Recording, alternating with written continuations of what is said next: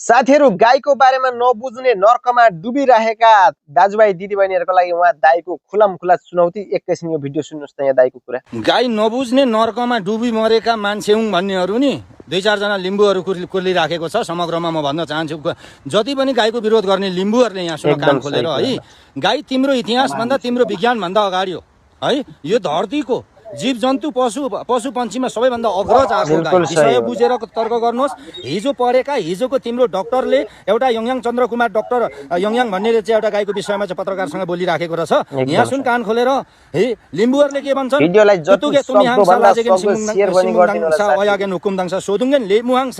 र वेदले के भन्छ, र ऋषिहरु देवी देवता न बचाउने, देवी देवतालाई धरि बचाएर आएको गौमाता। तिमीहरुले इतिहास कति बुझेको छ?